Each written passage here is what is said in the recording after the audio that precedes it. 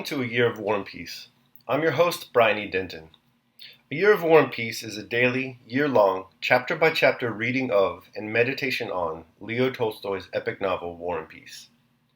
In these videos and podcasts, you'll be treated to a free reading of one chapter per day of the novel, plus a reflective essay I've written individually tailored to that day's chapter. These readings are offered for free, though if you'd like to support me, you can do so in one of three ways. First, you could purchase my ebook, A Year of War and Peace. It features the entire novel, plus all of my reflective essays, and it's only $2.99 on Amazon.com. You could also become a patron at patreon.com/Brian E. Denton. If you sign up there, you'll receive a sonnet once a month, plus a link to an ebook of my collected sonnets. Finally, if you like, you can make a one-time donation to my PayPal account. The email there is brianedenton@gmail.com. You can also use that email to contact me. I'd be happy to hear from you. Your support is greatly appreciated. Today's reading and reflection is on Chapter 207. Chapter 207. Pierre stepped out of his carriage and, passing the toiling militiamen, ascended the knoll from which, according to the doctor, the battlefield could be seen. It was about 11 o'clock. The sun shone somewhat to the left and behind him, and brightly lit up the enormous panorama which, rising like an amphitheater, extended before him in the clear, rarefied atmosphere. From above on the left, bisecting that amphitheater, wound the Smolensk highroad, passing through a village with a white church some 500 paces in front of the knoll and below it. This was Borodino. Below the village, the road crossed the river by a bridge, and, winding down and up, rose higher and higher to the village of Vallevo, visible only 4 miles away, where Napoleon was then stationed. Beyond Vallevo, the road disappeared into a yellowing forest on the horizon. Far in the distance, in that birch and fir forest to the right of the road, the cross and belfry of the Kolacha monastery gleamed in the sun. Here and there, over the whole of that blue expanse, to right and left of the forest and road, smoking campfires could be seen, and indefinite masses of troops, ours and the enemy's. The ground to the right, along the course of the Kolacha and Moskova rivers, was broken and hilly. Between the hollows, the villages of Bezuba and Zakharino showed in the distance. On the left, the ground was more level. There were fields of grain, and the smoking ruins of Semenovsk, which had been burned down, could be seen. All that Pierre saw was so indefinite that neither the left nor the right side of the field fully satisfied his expectations. Nowhere could he see the battlefield he had expected to find, but only fields, meadows, troops, woods, the smoke of campfires, villages, mounds, and streams. And try as he would, he could descry no military position in this place, which teemed with life, nor could he even distinguish our troops from the enemy's. I must ask someone who knows, he thought, and addressed the officer who was looking with curiosity at his huge, unmilitary figure. "May I ask you," said Pierre, "what village that is in the front?" "Burdino, isn't it?" said the officer, turning to his companion. "Borodino," the other corrected him. The officer, evidently glad of an opportunity for a talk, moved up to Pierre. "Are those our men there?" Pierre inquired. "Yes, and there, further on, are the French," said the officer. "There they are. There, you can see them." Where?" asked Pierre. "One can see them with the naked eye. Why, right there." The officer pointed with his hand to the smoke visible on the left beyond the river, and the same stern and serious expression that Pierre had noticed on many of the faces he had met came into his face.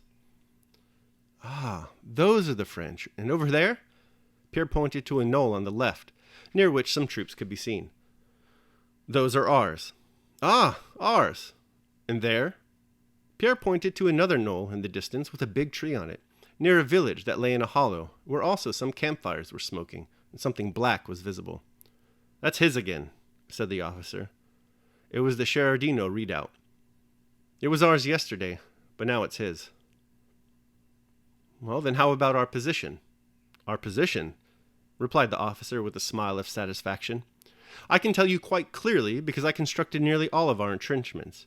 There, you see? There's our center at Borodino. Just there." And he pointed to the village in front of them with the white church.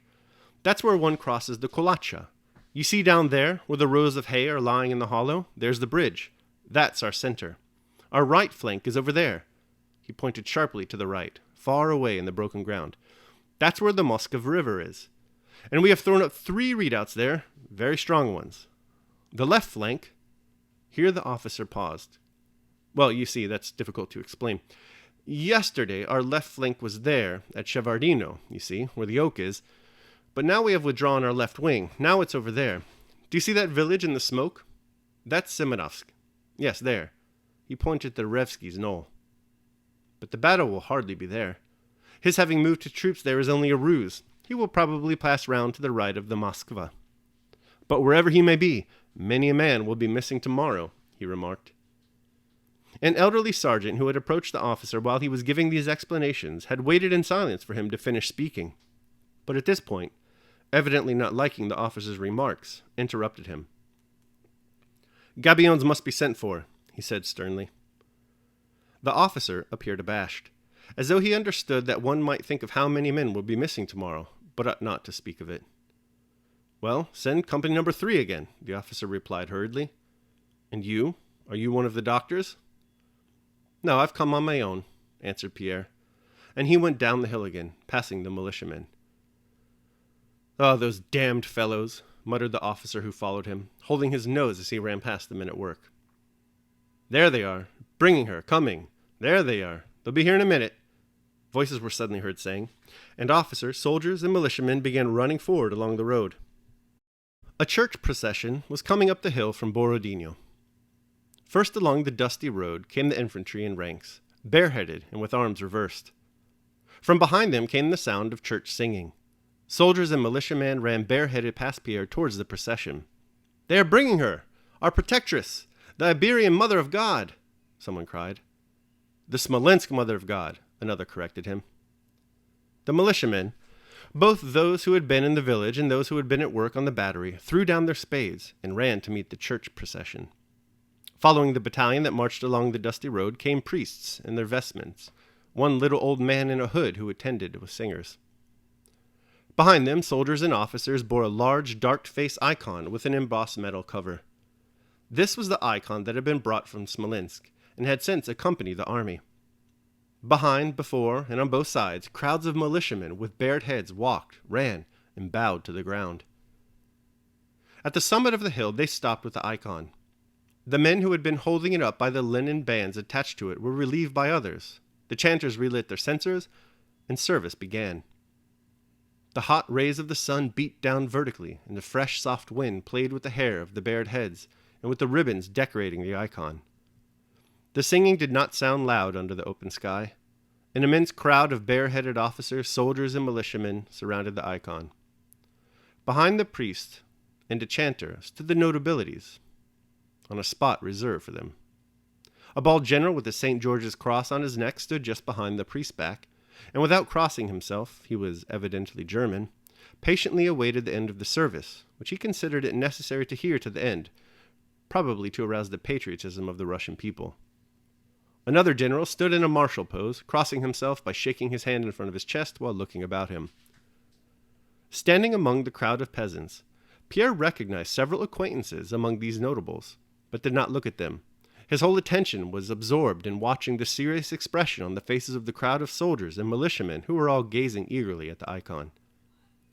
As soon as the tired chanters, who were singing the service for the 20th time that day, began lazily and mechanically to sing, "Save from calamity thy servants, O Mother of God," and the priest and the deacon chimed, "For to thee under God we all flee, as to the inviolable bulwark and protection," there again kindled in all those faces the same expression of consciousness of the solemnity of the impending moment that Pierre had seen on the faces at the foot of the hill, at Mazovsk, and momentarily on many and many faces he had met that morning. And heads were bowed more frequently, and tossed back, and sighs and the sounds men made as they crossed themselves were heard. The crowd round the icon suddenly parted and pressed against Pierre. Someone, a very important personage, judging by the haste with which way it was made for him, was approaching the icon. It was Kutuzov, who had been riding around the position and on his way back to Tatarovna, and he had stopped where the services was being held. Pierre recognized him at once by his peculiar figure, which distinguished him from everyone else. with a long overcoat on his exceedingly stout, round-shouldered body, with uncovered white head and puffy face showing the white ball of the eye he had lost. Kutuzov walked with plunging, swaying gait into the crowd and stopped behind the priest. He crossed himself with an accustomed movement, bent till he touched the ground with his hand, and bowed his white head with a deep sigh. Behind Kutuzov was Benningsen in the suite. Despite the presence of the commander-in-chief, who attracted the attention of all the superior officers, the militiamen and soldiers continued their prayers without looking at him.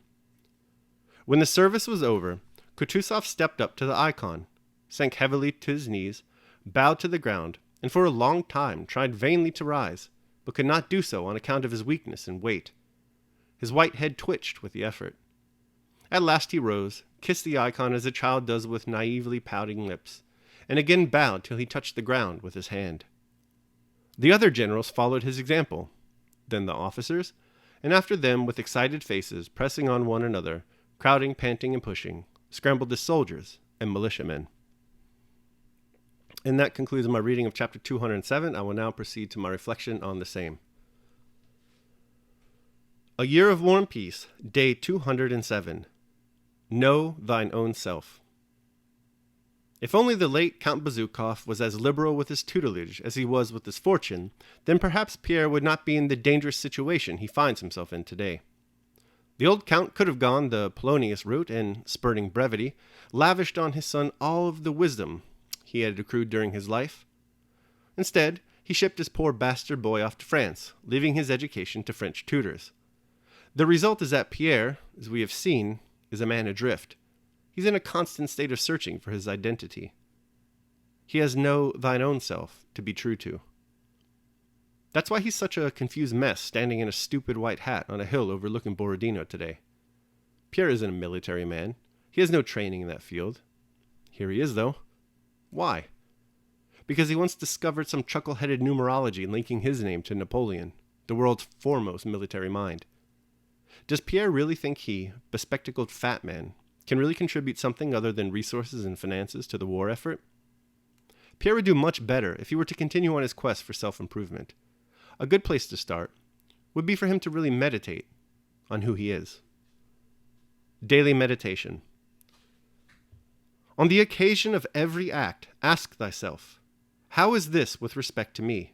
Shall I repent of it? A little time, and I am dead, and all is gone. What more do I seek, if what I am doing is the work of an intelligent living being, and a social being, and one who is under the same law as God? Marcus Aurelius, Meditations. And that concludes my reading of and reflection on chapter 207. I hope you enjoyed it. Thanks so much for listening today.